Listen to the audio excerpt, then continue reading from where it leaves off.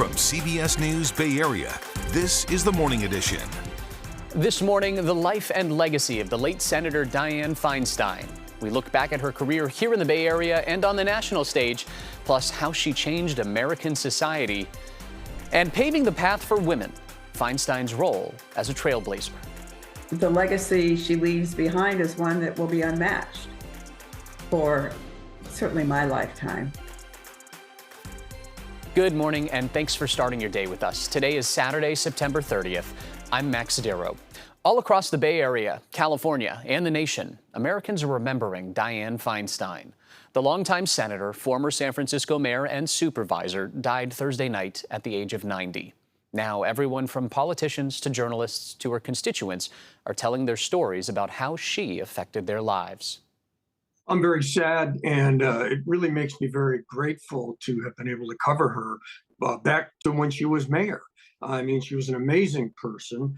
She defied being put in any kind of a political box. I learned from her that you take your job seriously, you better be prepared, and you hold yourself with some dignity. Our Juliette Goodrich is on Capitol Hill, where there's been an outpouring of emotion from those who worked alongside her.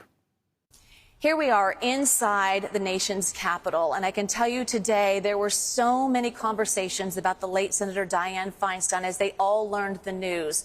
Her career lasted a lifespan, and let's take a look back at what she did, starting in San Francisco.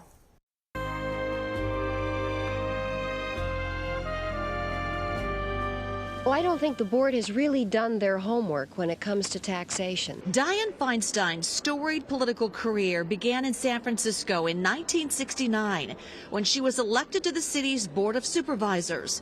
Feinstein would ultimately become the first woman to serve as the board's president. Hi, Tom. I'm Diane. Nice to know you. It would be one of many firsts for Feinstein. In 1992, she made history, becoming the first woman to represent California in the U.S. Senate. In that same year, she would help Barbara Boxer win the state's other Senate seat in what became known as the Year of the Woman, setting up this iconic moment. I will never forget the night we made history. We were at the Fairmont Hotel waiting to see what would happen, and Diane was a shoo-in, and I was certainly absolutely the underdog. Retired Senator Barbara Boxer would serve with Feinstein until the end of Boxer's term in 2017. When the two of us made it, two women from the Bay Area, two Jewish women from the Bay Area, it was such history. Boxer says they knew because of their gender, they had to fight even harder. These guys thought women couldn't understand, the gun issues, couldn't understand missile issues, couldn't understand defense issues. While Feinstein's time in the Senate has more recently defined her epic career. What are your thoughts on what it means for our country to have women serve in meaningful numbers on the federal bench? It was before her time in Washington that she was tested by violence and tragedy. In 1978, as a San Francisco supervisor, she was there when the city's mayor and a trailblazing city supervisor were murdered by another supervisor. Both Mayor Moscone and Supervisor Harvey Milk have been shot and killed. A steely Feinstein would guide and calm a shattered city. I became mayor as a product of assassination, of the mayor being killed and the first openly gay public official being killed by a friend and colleague of mine. She's iconic for that moment, for showing that women could lead. She's been that way the whole time, I think, just very, very, very calm and very measured. Feinstein would take over as San Francisco's mayor, the first woman to hold the post.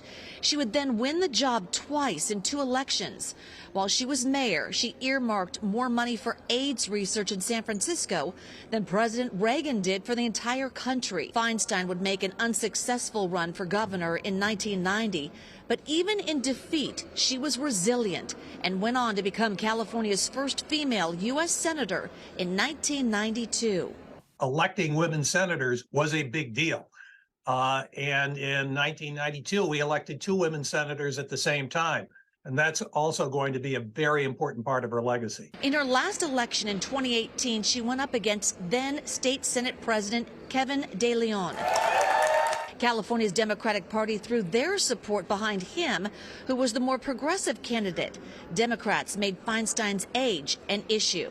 Progressives were dissatisfied with her practical orientation. Diane Feinstein always made a point of working with Republicans to get things done. They were unhappy about that. In March of 2022, Diane Feinstein would lose her husband, 86-year-old Richard Blum, a crushing loss. I called her and we talked, and she said to me, "Barbara, I didn't know how much my life would change and my world would change, how much I depended on him and cared about him," and she was really suffering from that loss. The loss of her husband, coupled with talk of recent cognitive issues. At 89, Feinstein announced her retirement in February 2023. My husband has died, and that affected the decision. Senator Boxer said Feinstein never viewed her post in the Senate as a job. She viewed it as a mission. Throughout the day and into the evening, many people bringing flowers, leaving them outside of her office. Here in Washington, D.C., a memorial will be in the works. They have not announced when or where, but a lot of people plan to attend. And so many people are sharing their comments about her being a trailblazer and breaking glass ceilings. But more importantly, they're saying that she was a friend. That's the latest here. I'm Juliette Goodrich. Back to you. All right. Thanks, Jules, in Washington, D.C. for us. Even when Diane Feinstein was in Washington, she never stopped caring about San Francisco. Mayor London Breed said that the senator would still contact her about issues like the upcoming APEC conference, the condition of the Tenderloin, and she was a huge help when COVID hit. I'll always remember that during the most difficult times, when things were challenging, I never had to pick up the phone and call her. She always immediately picked up the phone. She always had San Francisco top of mind. Breed is only the second woman to serve as San Francisco mayor after Feinstein. Our Kelsey Thorud has more on how the late senator paved the way for countless other women. Well, needs continue to pour in honoring the late Senator Diane Feinstein. One word keeps being repeated, and that is trailblazer. The senator's career spanned over 50 years, and during that time, she was often the first woman elected to her position. Over the decades, she has broken countless glass ceilings and inspired many of the women who are in office today. From her early days in government back in the 1970s, Diane Feinstein was not shy about sharing her opinion that women deserve a seat in government. I think that women are going to play an enormous role in the destiny of the world, in the quest for peace, in the solutions to poverty, in government. Throughout her career, Feinstein was often one of only a few women, if any, in the room, but quickly became the first to rise to a position of power. In 1978, she was elected the first woman president of San Francisco's Board of Supervisors, and after the assassination of Harvey Milk and George Moscone, she became the city's first woman mayor.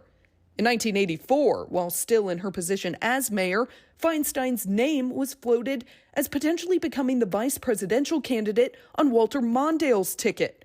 Here's a clip from an interview she did with KPIX at the time, where the reporter asked her if she was surprised her name was in the conversation for VP. I think if I were a man, it would be there, very much so. I've been a good mayor, and I've done the right things for the city, and I intend to continue to do the right things for the city.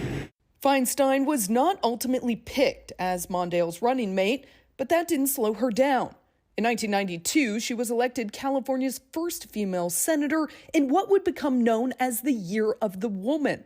She stayed in that position as senator for over 3 decades until her death, making her the longest-serving female senator in U.S. history. Kathleen Brown, the former treasurer of California, who worked with Feinstein for years, had this to say about her colleague and friend. She's a legend, and her legacy is profound for the state of California, but I think greater than just the state, for women around the country and around the world. Former Congresswoman Jackie Speer was also a longtime friend and colleague of Senator Feinstein's. She simply had this to say about the senator's legacy. the legacy she leaves behind is one that will be unmatched for certainly my lifetime.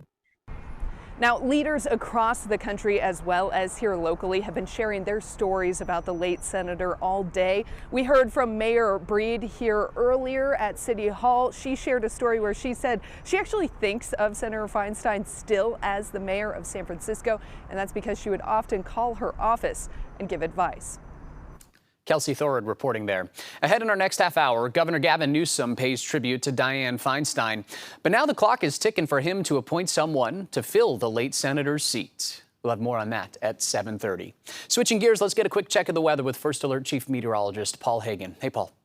For this last day of September, we're tracking an unsettled weather pattern. Off and on showers are out there right now. They're going to be with us throughout the day, but this is a one-day rain chance. Storm system causing it is going to move farther off to the east. We're going to clear out and start to warm up on Sunday. We'll track the showers hour by hour momentarily. Want to give you a look at today's high temperatures. That's the other side of today's weather story. Highs way below average, especially inland, only reaching up to the mid to upper 60s and low 70s across the entire Bay Area.